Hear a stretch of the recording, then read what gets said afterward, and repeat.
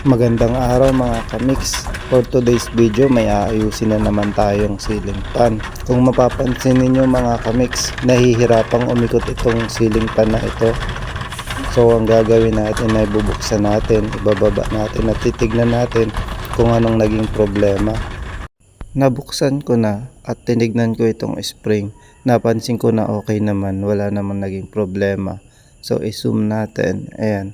Kung mapapansin ninyo ay okay naman yung spring niya. Nilinisan ko na rin itong loob ng motor niya. Tinanggal ko muna yung lock.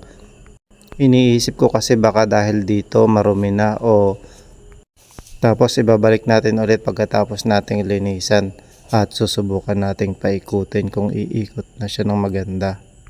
Pagkatapos kong linisan ay binalik ko na nga mga kamix yung kanyang takip at paikutin natin. Tignan natin kung magiging maganda yung ikot niya at hindi magkakaroon ng problema dahil nilinis natin.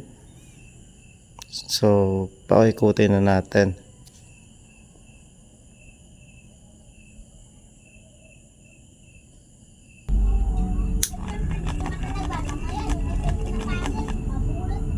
So ayan, nakita nyo mga kamix, bumilis yung kanyang ikot. Pero syempre hindi pa tayo nakaka-sure kung okay na yan dahil wala pa yung kanyang LEC. So gagawin natin, ibalik natin yung LEC.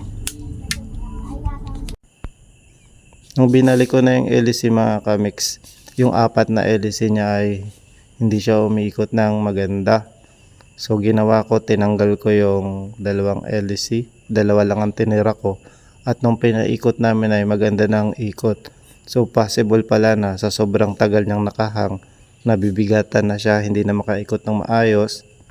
Walang naging problema doon sa spring, walang naging problema sa motor. Ang naging problema niya ay bumigat.